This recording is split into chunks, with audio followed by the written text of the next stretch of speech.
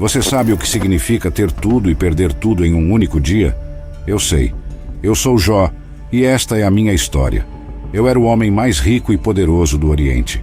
Morava na terra de Uz e possuía 7.000 ovelhas, 3.000 camelos, 500 bois, 500 jumentos e muitos servos. Também fui abençoado com 7 filhos e 3 filhas. Tinha temor a Deus e evitava o mal. Quando meus filhos faziam festas em suas casas e convidavam suas irmãs para comer e beber, eu fazia sacrifícios em nome deles, pensando que talvez tivessem pecado e blasfemado contra Deus em seus corações. Em um certo dia, enquanto meus filhos estavam festejando e bebendo vinho na casa do irmão mais velho, um mensageiro veio até mim e disse que os sabinos atacaram e levaram embora todos os meus bois e jumentos, matando os servos, e que ele era o único que havia escapado para me contar. Enquanto ele ainda falava, outro mensageiro chegou e disse que o fogo de Deus caiu do céu e queimou todas as ovelhas e servos, e que ele era o único que havia escapado.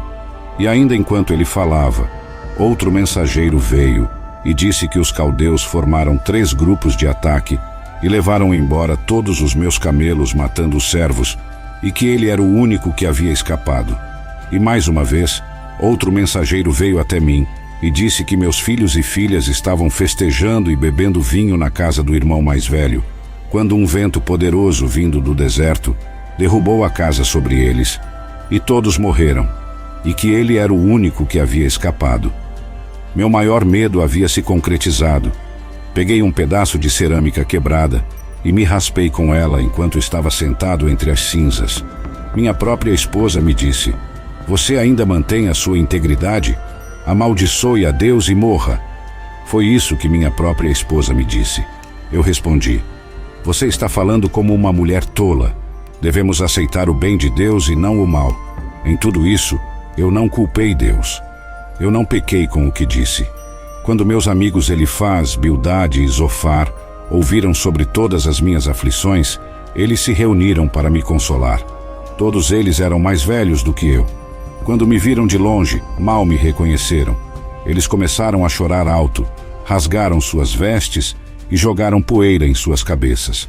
Então, sentaram-se no chão comigo durante 7 dias e 7 noites, sem dizer uma palavra. Eles viram o tamanho da minha dor. Então, eu abri minha boca e amaldiçoei o dia do meu nascimento. Eu disse: "Que o dia do meu nascimento pereça, e a noite em que fui concebido se transforme em trevas.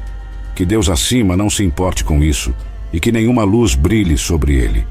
Comecei a questionar tudo. Por que a vida é dada àqueles que sofrem? Por que a vida é dada àqueles que têm a alma amarga? Por que a vida é dada a quem deseja a morte? Por que a vida é dada a quem busca a morte mais do que tesouros escondidos? Por que a vida é dada a quem se alegra ao chegar à sepultura?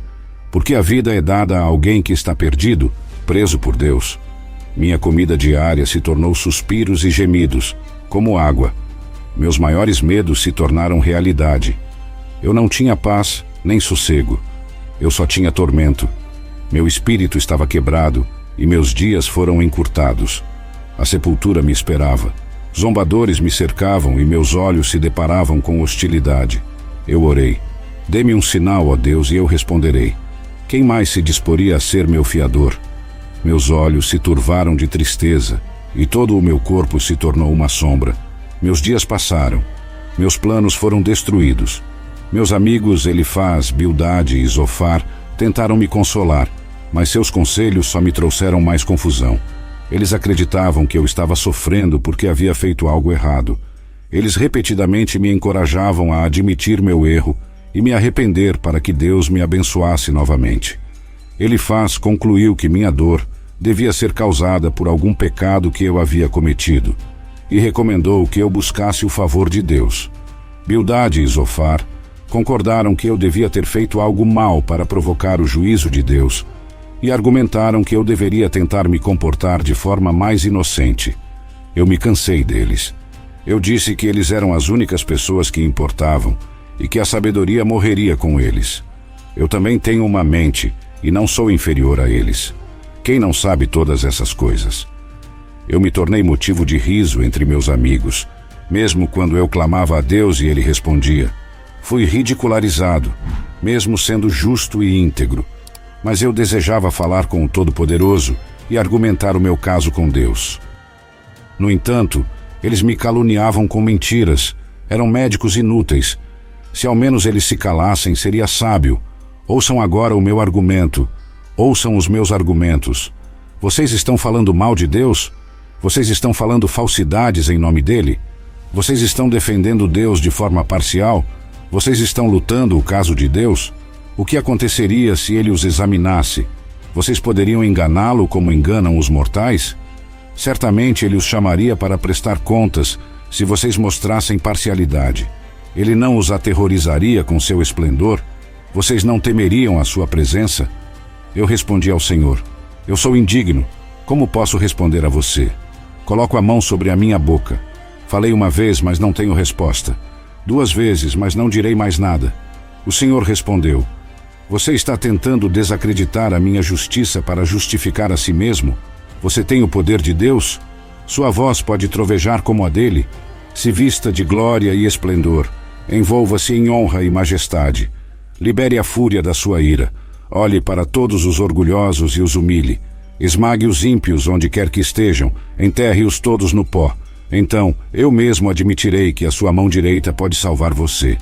Olhe para o Behemoth, que eu fiz junto com você, que se alimenta de capim como um boi. Que força ele tem em seus lombos, que poder nos músculos do seu ventre. Sua cauda balança como um cedro, os tendões de suas coxas são bem entrelaçados. Seus ossos são tubos de bronze, suas pernas são como barras de ferro. Ele é a obra-prima de Deus, mas seu Criador pode se aproximar dele com uma espada. As colinas trazem seu alimento, e todos os animais selvagens brincam ao seu redor. Ele se esconde entre os juncos e as plantas de lótus, nas sombras do pântano. O rio tumultuoso não o assusta, ele é seguro, mesmo que o rio Jordão se enfureça contra ele. Alguém pode capturá-lo pelos olhos ou prender sua boca com um laço. Eu me prostrei no chão e disse: eu sei que você pode fazer todas as coisas. Nenhum dos seus planos pode ser impedido. Você perguntou: quem é esse que obscurece os meus planos com palavras sem conhecimento? Eu falei sobre coisas que não entendia, coisas maravilhosas demais para mim, mas agora os meus olhos te veem. Por isso, me abomino e me arrependo no pó e na cinza. O Senhor instruiu meus amigos a fazerem um sacrifício e orarem por eles, pois estava irado com eles por não terem falado a verdade sobre ele.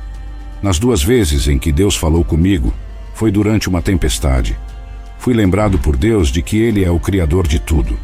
Deus faz uma demonstração de seu incrível poder ao criar e sustentar o mundo, me perguntando se eu poderia igualar esse trabalho. O Senhor termina perguntando se eu estaria em posição de julgar, dizendo que é impertinente acreditar que Ele deveria se explicar para mim.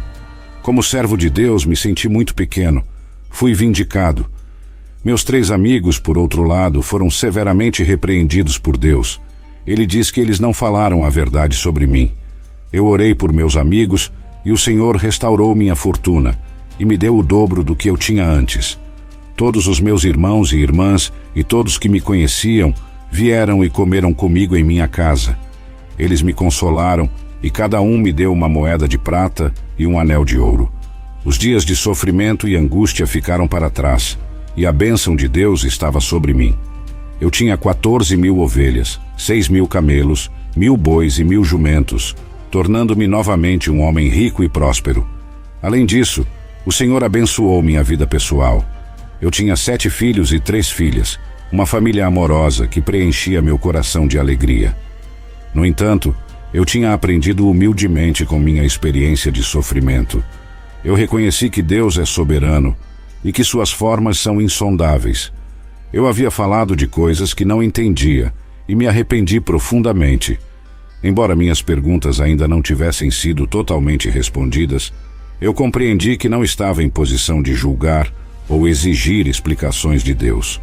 Em sua sabedoria infinita, Ele havia me mostrado seu poder e sua grandeza. Assim, minha vida tornou-se um testemunho da misericórdia e do poder de Deus. Aquele que havia perdido tudo foi restaurado em dobro.